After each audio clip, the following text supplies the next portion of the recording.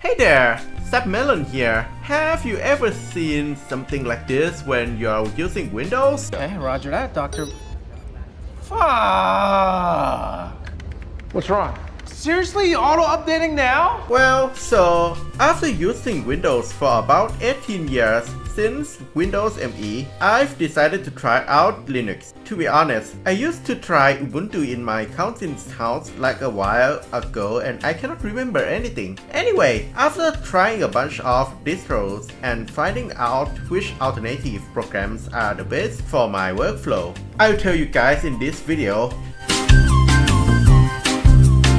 To be honest, I don't really even like Windows 11 at first place.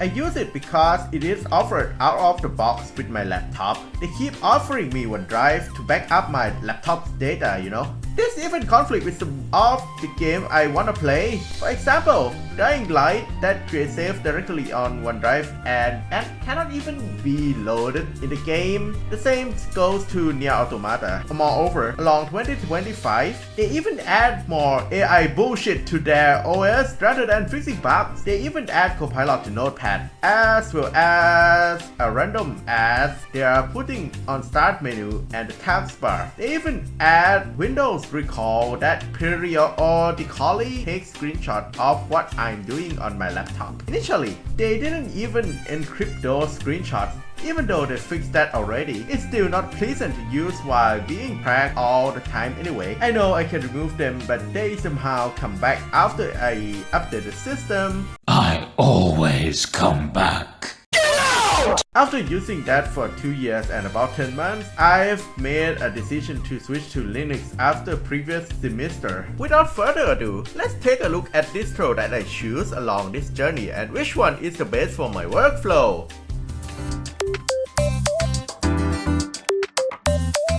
Linux has a bunch of distros made by many developer teams and I've tried some of it. Here's the mind map if you want to deeply know about them. I'm not gonna go in detail in this video. Before picking my first distro, there are some hidden factors that affect my choice. I'm using it on my gaming laptop with NVIDIA GPU, which is very big problem since the driver decided not to open source code publicly.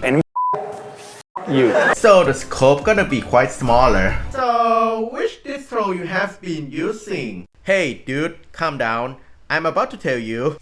Okay. The first one was Garuda. Despite being Arch-based distro, which is kinda hard for new users, it comes with NVIDIA GPU driver out of the box, which is very convenient for me. During installation, I have to disable RAID partition, which make installation fail at first place. However, after using for about 2 weeks, some evil voice has come into my head and told me start the journey called Distrohopping. Speaking of Distrohopping, here's the list of distros I've tried in the whole journey. Firstly, Fedora, the distro that the man himself used, is going great so far. NVIDIA driver installation was smooth. The package installation is awesome, even though some apps are not available in the RPM repository, so I have to rely on Flatpak sometimes. Anyway, here's the flaws. Every time I update the system, I have to go through system restart and the updating prompt that I had to go through like in Windows, but it's not that long at least. Also, the moment I tried that OS, KDE 6.5 wasn't very stable back then. It crashed like every time I enter panel configuration menu. I made a mistake anyway. Failure! Every time I update my system, I did it through KDE Discover instead of using sudo DNF update command. It makes the update quite unstable that I cannot even open browser or even Steam. I tried debugging but it didn't work. I cannot use the snapper. I used the wrong file system. So I have to try another distro.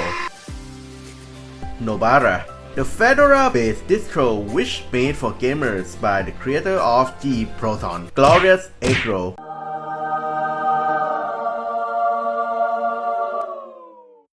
Sorry, I mean this guy.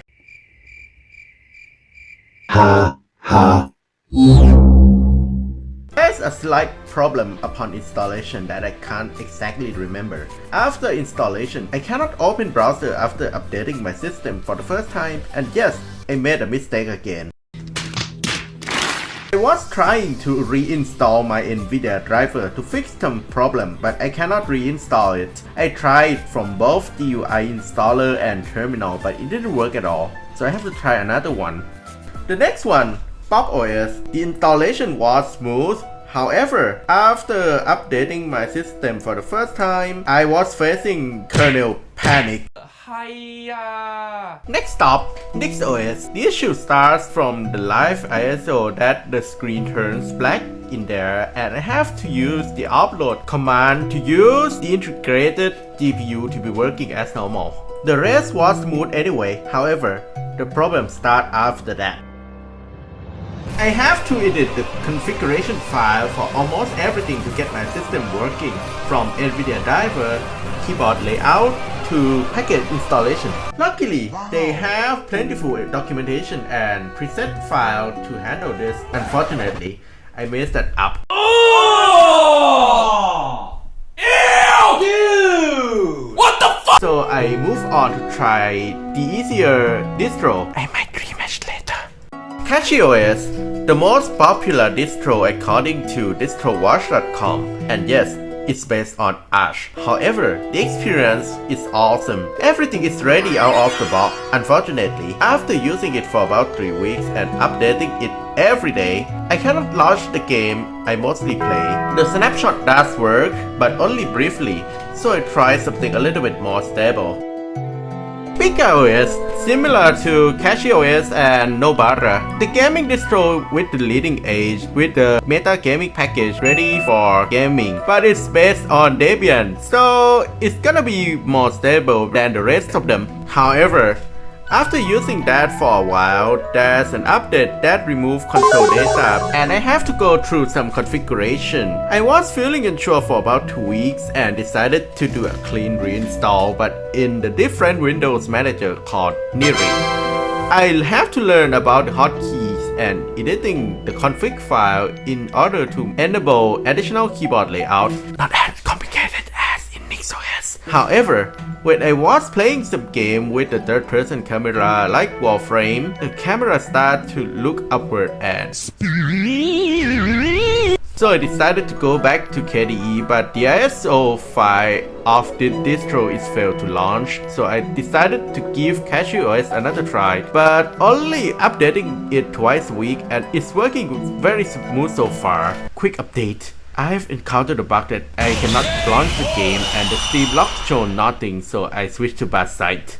Well then, after getting the distro that should be working, some applications are not working in Linux, so I think I should find some alternative to be working on Linux as well. And what it's gonna be, so let's find out.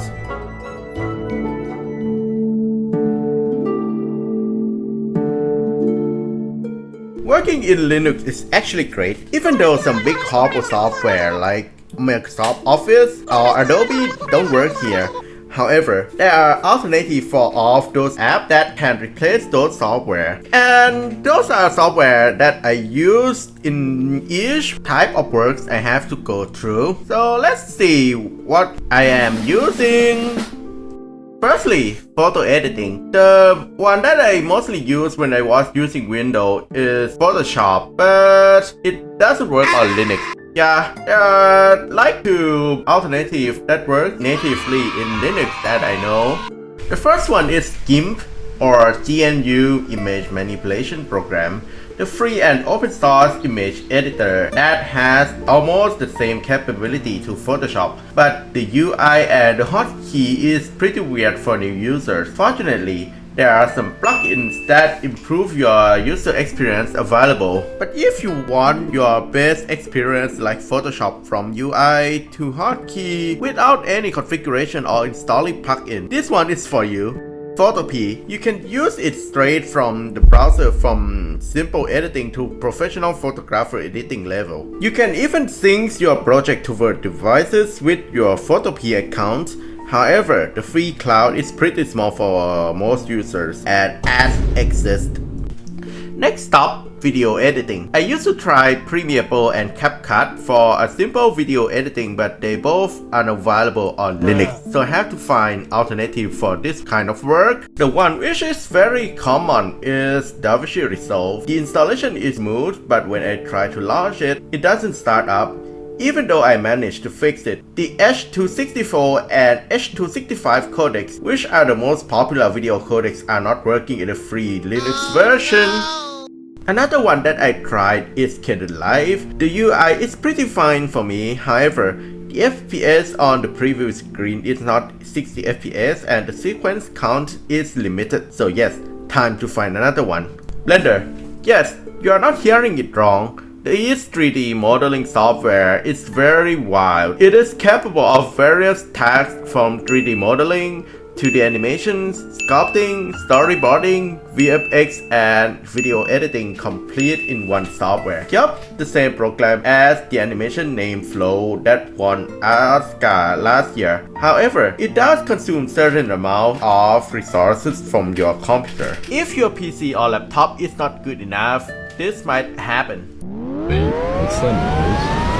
My PC! For programming, VS Code is available on Linux, so there's no problem about working in this kind of project. I already tried some coding in Go language in Linux already, and it works pretty fine. However, if you prefer some other kind of text editor like NeoVim or Anti-Gravity or JetBrains apps are also available. Nice shot.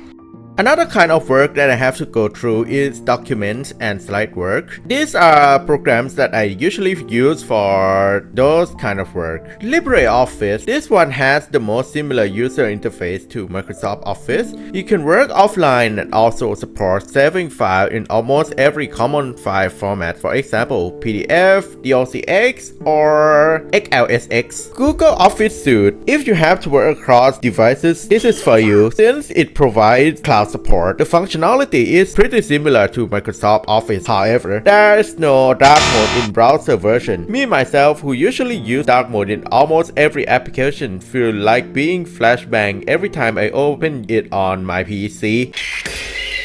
Canva, the true competitor of PowerPoint. It provides good amount of free design for almost every kind of work, for example, slideshow, poster, photo editing, website, or even video editing. Since it's the web app, if the server is dead, you cannot use it. Anyway, there are some applications that I really cannot find alternatives to work with on Linux, such as Affinity app. There are some workarounds for this kind of problem. The first and very common method is to use compatibility layer like Wine or Proton, and there's various programs to handle them, for example Lutris or Bottles. Another method for this is to use the program called Winboard. It's an virtual machine that uses KVM for virtualization and Docker or Podman to containerize and manage that Windows instance. The experience is really smooth, but you need pretty good PC or laptop for this. The last thing we are gonna mention in this topic is gaming on Linux. Most game works just fine on Steam with Proton. Here, some of them need some configuration. Anyway, you can check ProtonDB if the game you want to play is compatible or not. For those who play competitive games, you can check RV Anti-Cheat Yes for that as well. Link for both websites in the description. To conclude, it's a big transition for me at this point, but it's fun and great learning experience. I might try or rematch certain distros or window manager in the future, but not really soon. If you ask me whether I will return to Windows or not, I think no, except I have to work on certain combo with dedicated laptop with Windows installed. Yes? Come in? Actually, Microsoft is cutting down Copilot load in Windows 11 very soon. Maybe I'll reconsider it.